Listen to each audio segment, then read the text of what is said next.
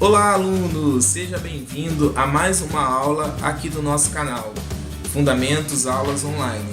Hoje nós vamos iniciar ao estudo de cinemática, ao estudo dos movimentos. E essa aula tem muito conteúdo de matemática. Daqui para frente a gente vai ver muito conteúdo de matemática, principalmente daquela parte de função do primeiro grau, função do segundo grau. Essa daqui é uma aula que eu diria assim, a física se encontra com a matemática, que a gente vai fazer muita conta, vamos entender muitos conceitos, e toda vez que eu tiver que pegar algum conceito lá da matemática, tudo aqui vai ser explicado, para que, com a finalidade de que você entenda de fato essa matéria, ok? Então, vamos ao nosso estudo. Introdução ao estudo dos movimentos. Então, vamos lá, aluno. Primeiro, a gente vai começar aqui a estudar a cinemática, que é o estudo dos movimentos. A gente não vai estar preocupado em estudar o que causa os movimentos, mas sim a caracterizar os movimentos, a verificar a rapidez com que o móvel se locomove, que é a velocidade, como essa velocidade varia ao longo do tempo, como é que a posição de um móvel varia ao longo do tempo. Então a gente vai trabalhar muito com funções horárias. A gente vai verificar aqui nessa aula como se classifica um movimento, se o movimento é progressivo ou retrógrado, como é que vamos verificar se o móvel está em repouso ou em movimento, né? E muita coisa legal a gente vai ver nessa aula. Então, vamos lá. Introdução. Um móvel. O que é um móvel? Um móvel é aquilo que se locomove. Esse móvel, ele pode ser um ponto material ou ele pode ser um corpo extenso. Tudo vai depender do referencial. Por exemplo, um trem. Um trem, ele é um corpo extenso. Concorda? Ele tem várias composições, essas composições têm um comprimento. Então, o trem, se eu estiver parado numa estação, um trem ele é considerado um corpo extenso. Agora, se eu estiver olhando para o chão e vendo uma formiguinha, as dimensões daquela formiga ela é desprezível. Ela tem, de fato, um comprimento, mas em relação ao todo, aquela formiga tem umas dimensões desprezíveis. Então eu posso considerar o movimento dela como se fosse um ponto material, ok? Agora, diferente de um trem ele tem um comprimento que normalmente é maior do que a sua largura, então ele é considerado um corpo extenso. Mas um trem também pode ser considerado um ponto material. Por exemplo, se eu estiver no avião olhando aquela trem se locomover, né, aquele trem, devido às dimensões que esse referencial ele vai ter, ela pode ser considerado um ponto material. Então a gente vai ter que também tomar cuidado com o corpo está sendo classificado como um ponto material ou corpo extenso. Mas isso a gente vai ver nos exercícios, como isso vai ser colocado, como isso vai ser diferenciado nos exercícios, ok? Outro conceito importante é o conceito de trajetória. O que é trajetória? É o conjunto das posições sucessivas ocupadas por um móvel no decorrer do tempo. Então, trajetória é o conjunto das diversas posições que um móvel ocupa. É a trajetória. Por exemplo, um trem ele faz uma trajetória, um ônibus, um carro, uma trajetória que pode ser em linha reta, pode ser curva, né, zigue-zague. Isso é a trajetória. São as diversas posições sucessivas ocupadas por um móvel. A forma da trajetória descrita por um móvel também depende do referencial adotado. Essa trajetória, dependendo de um referencial, ela pode ser um ou pode ser outro. Eu coloquei aqui um exemplo que vai nos ajudar a entender. Olha esse vagão aqui se locomovendo. Ele está se locomovendo aqui para a direita, né? Tem uma pessoa lá dentro e ela, num determinado momento, vê o objeto caindo, né? Aqui eu tenho duas situações, a situação A e a situação B. Observa o seguinte, essa pessoa que está aqui, né, na figura A, Quando ela vê uma lâmpada caindo, a trajetória que essa lâmpada faz de acordo com esse referencial é uma reta. Uma reta vertical. Por quê? Porque ele está se locomovendo com a mesma velocidade que o vagão. Então a trajetória que ele visualiza a lâmpada cair é uma reta vertical. Agora nessa figura B, se eu tenho uma pessoa fora do vagão que, ao mesmo tempo que a primeira vê o objeto caindo, como a locomotiva se locomove para a direita, então ao mesmo tempo que o objeto cai, ele vai para a direita. Ó. Ao mesmo tempo que o objeto cai, o vagão anda para a direita. Então o percurso dessa queda dessa lâmpada para um referencial que está fora do vagão vai ser um arco de parábola. Arco de parábola.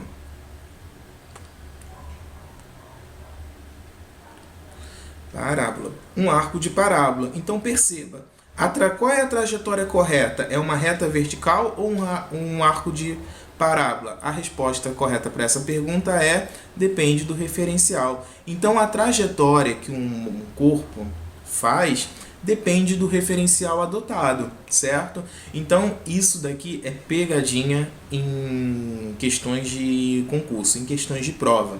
Qual é a trajetória que o corpo faz? Qual é a resposta para essa pergunta? Depende do referencial. Não é nem é reta, e também é correto dizer que é arco de parábola. Depende do referencial. Então, a resposta correta para essa pergunta é: para um referencial que está dentro do trem, a trajetória é uma reta vertical. Para o referencial que está fora do trem, o trajeto é um arco de parábola. Ou seja, depende do referencial. Ok? Tranquilo isso? Então, vimos o que é a trajetória. Depende do referencial. Posição numa trajetória. A primeira etapa em cinemática é a determinação em cada instante da posição de um móvel. Então, na cinemática ela se preocupa com isso, em definir a posição em relação ao tempo, certo? A posição de um móvel pode ser associada à noção de marco quilométrico numa rodovia. Então, vamos lá. Você já deve ter percebido que nas estradas existem umas marcações.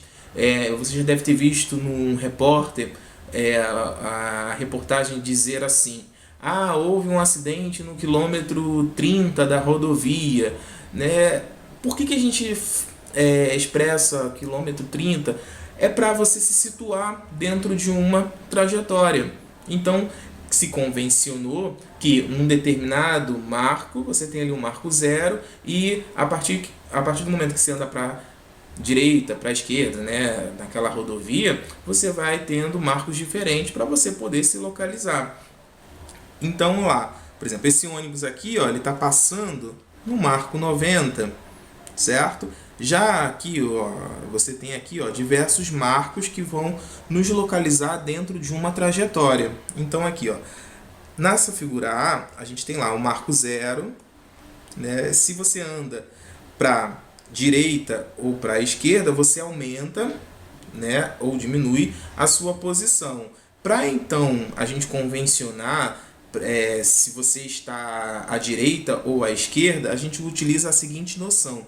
Ó, a seta aqui vai sempre indicar o sentido positivo. Então, a partir do referencial, se eu ando em direção a essa seta, eu vou aumentando a minha posição. Então, marco 0, marco 1, 2, 10, 20 e por aí vai. Agora, se eu ando no sentido contrário a essa seta, eu vou negativando o valor da minha posição. Menos 1, menos 2, menos 10. Tudo depende da minha convenção.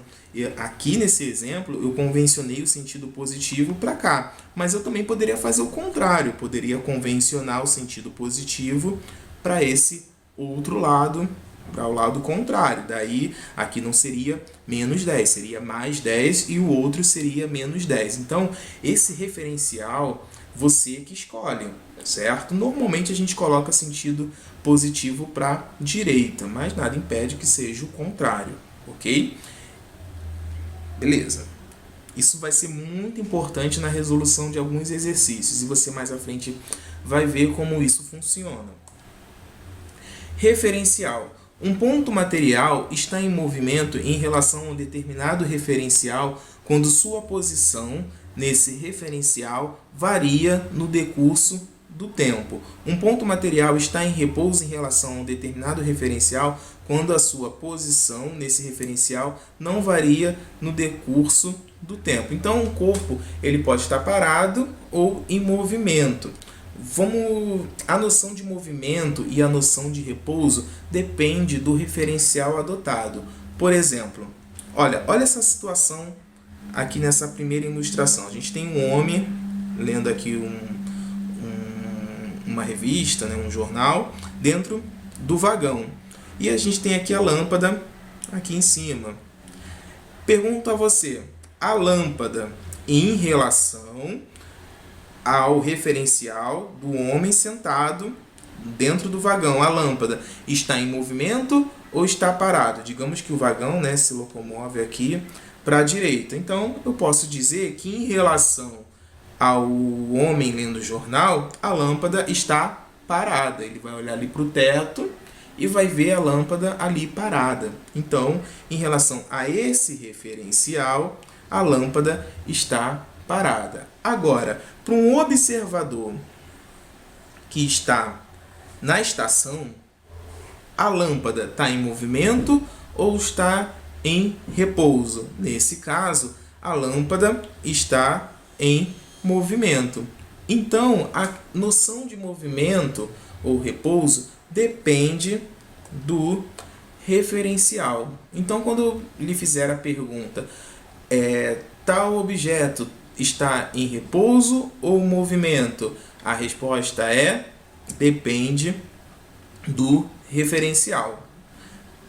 Eu tenho que saber qual o referencial para que eu diga se está em movimento ou está em repouso. Da mesma forma que nesse segundo exemplo, o motorista em relação ao passageiro, que é o meu referencial, está em movimento ou está em repouso? O motorista em relação ao passageiro, ele está em repouso. Então, em relação a esse referencial, o motorista está em repouso. Ele está sentado lá na cadeira, dirigindo lá o ônibus. Agora, em relação a um outro passageiro que esteja lá no ponto de ônibus, pois bem, o ônibus se aproxima do ponto. Então, como o ônibus se locomove aqui, no caso, para a esquerda, eu posso dizer, então, que em relação a esse referencial que está no ponto de ônibus, o motorista está em movimento. Então, em relação a esse referencial aqui que está no ponto, o nosso motorista está em movimento. Então, a noção de movimento depende do referencial. Então, aí vai a dica. Toda vez que você ouvir a pergunta está em movimento ou está em repouso, depende do referencial. Ok? Beleza. Agora vamos conceituar a velocidade. O que é a velocidade? Velocidade é a medida da rapidez no qual o móvel se movimenta. Existem dois tipos de velocidade. Existe a velocidade média e a velocidade instantânea. O que seria a velocidade? Qual a diferença entre as duas velocidades? A velocidade média, como o nome já diz, é uma média, certo? É uma média. Não é a média aritmética, é uma média. Digamos assim, eu daqui até o supermercado, eu faço esse trajeto em 1 hora e daqui ao supermercado tem uma distância de, de 20 quilômetros. Então, se eu pegar o espaço total, que é 20 quilômetros, e dividir pelo tempo, eu vou ter o que eu chamo de velocidade média, 20 quilômetros por hora. Então, a rapidez com que eu me locomovo daqui até o supermercado é de 20 km por hora. Isso não significa dizer que a todo momento eu fui a 20 km por hora. Não, isso é uma média, ok? Quando eu vou até o supermercado, eu paro no sinal, depois eu ando, atravesso a rua, ando novamente, ando um pouco mais acelerado num determinado momento, um pouco devagar num determinado momento, mas eu faço todo o percurso em 1 hora e um percurso de 20 quilômetros em 1 hora. Então, minha velocidade média é 20 quilômetros por hora. Isso é uma média. Agora, o que é a velocidade instantânea? A velocidade instantânea é aquela velocidade naquele determinado momento.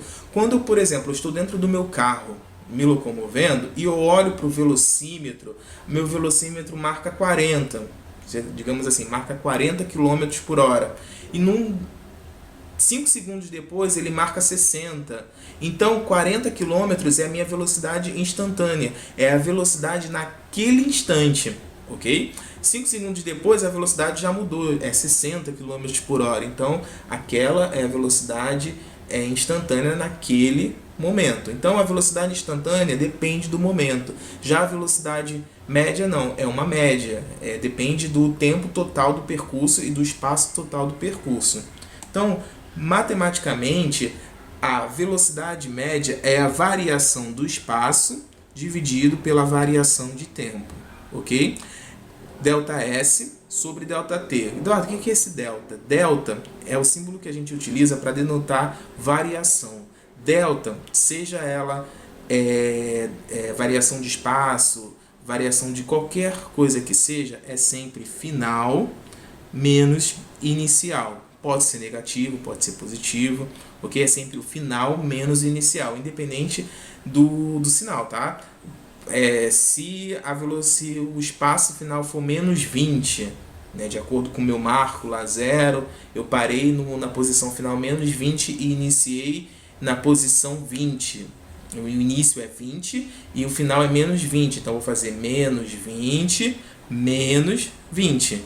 Ok? Entendido? Ó, digamos que, só um exemplo para isso ficar claro. Ó, digamos que o S inicial seja 20 e o S final seja menos, vou botar assim, menos 30. Então, minha variação de espaço vai ser o final menos o inicial, ou seja, a minha variação de espaço vai ser menos 30 menos 20, ou seja, vai ser menos 50. Então, então vale para variação de espaço o sinal negativo, ok? Tudo bem? A variação não é simplesmente a diferença, mas eu tenho que colocar o sinal, ok? Pois bem, e variação pode ser também utilizado para temperatura, tá? Para outras grandezas que a gente esteja mensurando, mas é sempre o final menos o inicial. Eu digo isso porque às vezes muitos alunos invertem, colocam o inicial menos o final. Não, é sempre o final menos o inicial. E pode dar negativo ou positivo o resultado, ok? Como eu havia dito, velocidade instantânea é aquela velocidade naquele determinado momento. Aqui eu tenho uma definição assim, às vezes um pouco estranha assim de se entender, mas eu vou tentar te explicar. Alguns livros trazem essa definição e muitos alunos ficam assim sem entender. A velocidade escalar instantânea, V, é o valor limite a que tende a velocidade escalar média, ΔS sobre ΔT, quando ΔT tende a zero, representado por velocidade igual ao limite de ΔS sobre ΔT quando o tempo tende a zero. O que isso significa dizer? Quando eu calculo a velocidade média, eu pego o ΔS total, certo? E o ΔS total divido pelo ΔT, tempo total, certo?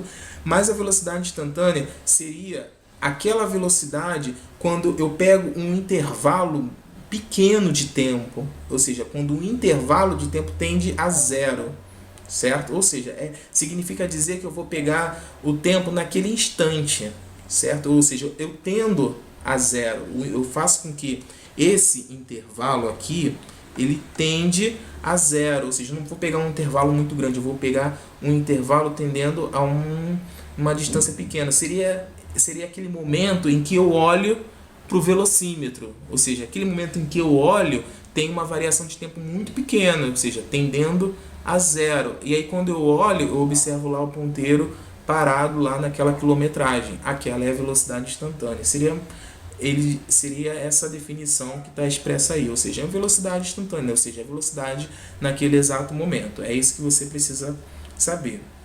Volta e meia, a velocidade, no sistema internacional, a unidade correta para velocidade, correta não, né? Não existe o certo aqui e o errado, é uma questão de convenção.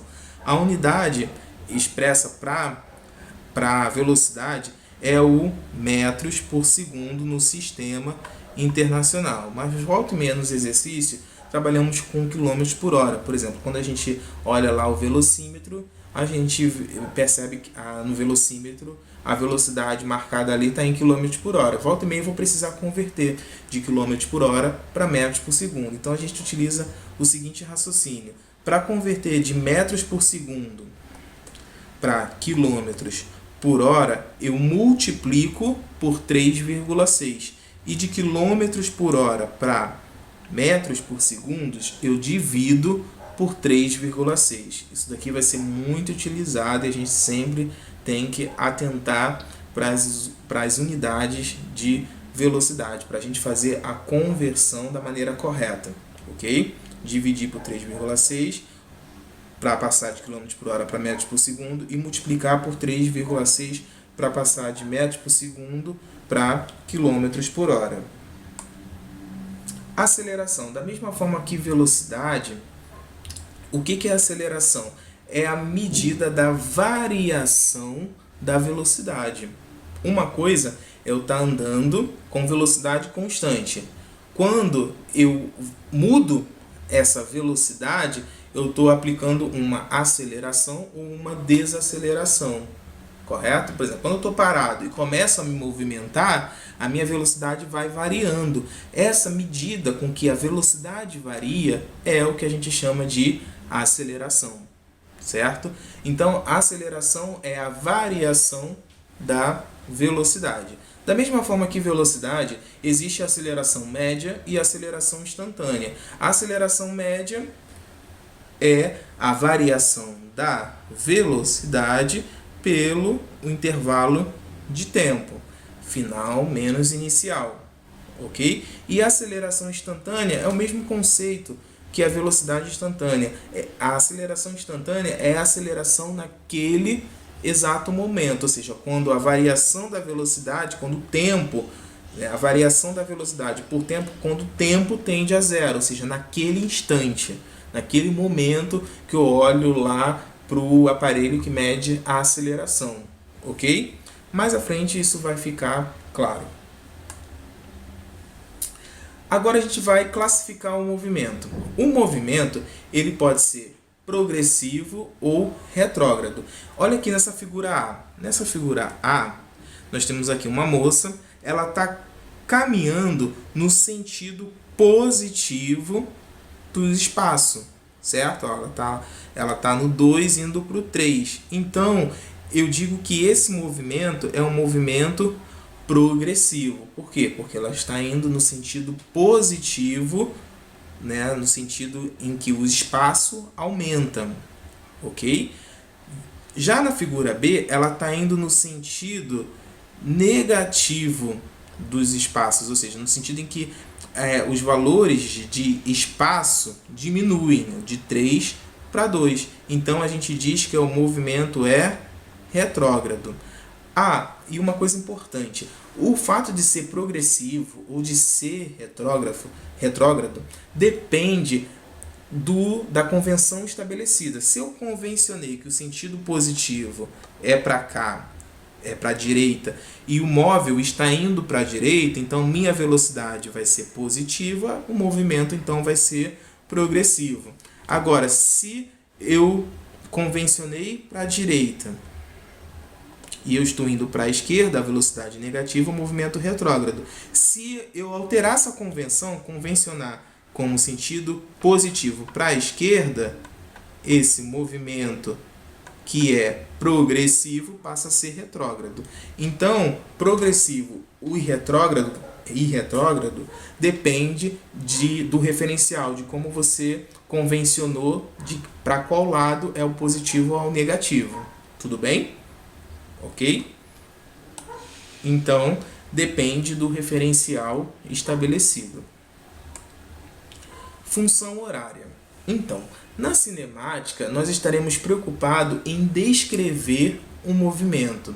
Em descrever o espaço em função do tempo, ou a velocidade em função do tempo, ou a aceleração em função do tempo, ou seja, sempre em função do tempo. Por isso que a gente tem as funções horárias. A gente vai ter as funções horárias do espaço, as funções horárias da velocidade, as funções horárias da aceleração, ok?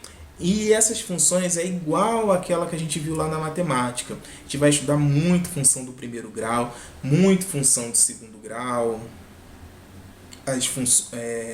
aqueles conceitos lá de funções que a gente viu lá na matemática. E a gente vai ver aqui no nosso canal aulas de matemática que vai abordar esse assunto, ok? Então a função horária descreve um movimento indicando matematicamente como o espaço varia com o tempo. Então, exemplo, digamos que o espaço, normalmente indicado pela letra S, é igual a 10 mais 5t. E eu sempre tenho que dizer, tá? Se o espaço está em metros ou quilômetros e se o tempo está em segundo ou quilômetro, ou, desculpa, segundo ou horas, né? Que é a unidade de tempo. Então, por exemplo, aqui, ó, espaço igual a 10 mais 5t. Para o tempo igual a 0, eu substituo lá S igual a 10 mais 5 vezes 0, ou seja, S igual a 10. S igual a 10. Aqui é para tempo, espaço igual, para tempo igual a 1 segundo. 10 mais 5 vezes 1, ou seja, S igual a 15. Ou seja, no tempo igual a 1, o espaço, eu vou estar no marco 15, ok? Agora aqui, para o tempo igual a 2 segundos, espaço igual a 10 mais 5 vezes 2, ou seja, espaço igual a 20. Ou seja, de acordo com o tempo estabelecido, eu vou ter um marco para o espaço. Para 3 segundos, 10 mais 5 vezes 3, ou seja, eu tenho lá espaço igual a 25 metros, certo? Tem que sempre pôr a unidade, ok, pessoal? Sempre pôr a unidade.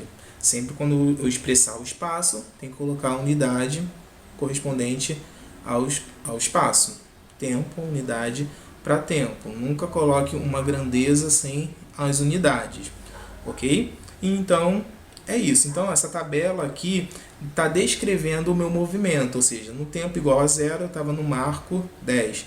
No tempo igual a 1, eu estava no marco 15. Isso é, então, o objeto de estudo da cinemática, é descrever o movimento. Qual vai ser o meu marco ao longo do tempo? Então, aqui, o meu movimento ele está sendo descrito através de uma função horária. O espaço está em função do tempo. Ok? Ficou claro esse exemplo? Então, se eu fosse imaginar como seria esse percurso, então aqui, no tempo igual a 0, eu estava aqui no marco 10. No tempo igual a 3, eu estava no marco 25. O que eu posso concluir? Que tipo de movimento eu tenho aqui? Eu tenho aqui, nesse intervalo de tempo, um movimento progressivo. Progressivo por quê? Porque o espaço aumenta ao longo do tempo. É justamente a definição de movimento progressivo. O espaço está aumentando com o aumento do tempo. Entendido? Ou seja, ele está indo em direção à convenção positiva do espaço. Agora, nesse outro exemplo aqui, espaço igual a 8 menos 4t mais t ao quadrado. Se eu fosse calcular cada um dos espaços, eu teria aqui, para tempo igual a 0, 8 menos 4 vezes 0 mais 0 ao quadrado. Isso me dá o resultado 8. Para espaço, igual a 1 segundo. 8 menos 4 vezes 1 mais 1 ao quadrado. Isso vai me dar como resposta 13. 13 não, desculpa. 8 menos 4, 4. 4 mais 1, 5. Então, 5 metros. 5 metros. O que isso significa? Aqui na minha tabela, aqui, ó, tempo igual a 0, o espaço vai ser 8. Tempo igual a 1, o espaço vai ser 5. Tempo igual a 2, o espaço vai ser 4. Vamos conferir aqui, ó. 8 menos 4 vezes 2 mais 2 ao quadrado. Isso vai dar 4. 8 menos 4 vezes 2 dá 8. 8 menos 8, 0. Mais 2 ao quadrado, 4. 4 metros. Para espaço igual a 3. 8 menos 4 vezes 3 mais 3 ao quadrado. 8 menos 12 dá menos 4. Menos 4 mais menos 4 mais 9 dá 5. 5 metros, certo? Então, como eu então entenderia esse movimento? Da seguinte forma, no tempo igual a 0, eu estava aqui no marco 8. No tempo igual a 1 segundo, eu estava no marco 5. No tempo igual a 2 segundos, eu estava no marco 4. E no tempo igual a 3 segundos, eu estava aqui no marco 5. Olha, eu retornei ao sentir. Eu tive uma inversão de movimento aqui, ó, exatamente aqui, ó, no marco 4 segundos. Então, eu descrevi esse movimento de ida e volta através dessa função horária. Exatamente essa o estudo da cinemática. É você caracterizar através das funções horárias, caracterizar o movimento através de uma função matemática. Então, através dessa função, eu descrevi esse movimento de ir, parar num determinado ponto e voltar. Então, o que eu concluo? Que do tempo 0 até o tempo 4, eu tive um movimento tido como retrógrado. Vou simplificar aqui, retrógrado. E do tempo 2 ao tempo 3, eu tive um movimento progressivo. Então, numa determinada função horária, você pode ter a classificação de progressivo ou retrógrado. Vai depender ali de qual instante você está considerando. Entendido? Então, aqui, ó, no tempo igual a 0 até o tempo igual a 2, o movimento foi retrógrado. Por quê? Porque os espaços estão aqui diminuindo. A 8, 5, 4. Ele diminuiu. No tempo igual a 4, ele parou, aqui, ó, parou e voltou, né, inverteu um movimento. Então, aqui eu tenho um movimento progressivo. Ok? Esse, então, é a nossa aula inicial dos estudos do movimento. Mas uma observação importante. O espaço inicial é o espaço do móvel no instante em que o tempo é igual a 0. Então, aqui, ó, nesse instante, esse espaço em que o tempo é igual a 0 é o nosso espaço inicial. Aqui, o espaço inicial, a gente simboliza assim, o S0 é igual a 8 metros, ou seja, no marco 8 ele iniciou o seu movimento, ok? É o espaço inicial. Naquele exercício anterior, vou voltar aqui, o espaço inicial era no marco 10, ok? Simples assim.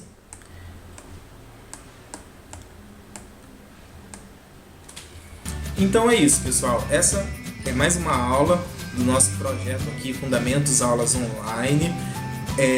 Peço a vocês que contribuam com esse canal, se inscreva, dê o seu like. Caso queira entrar em contato para tirar uma dúvida, pode escrever aí nos comentários, eu estarei tirando as dúvidas, respondendo o pessoal. Caso você queira mandar um e-mail também, tem aqui o nosso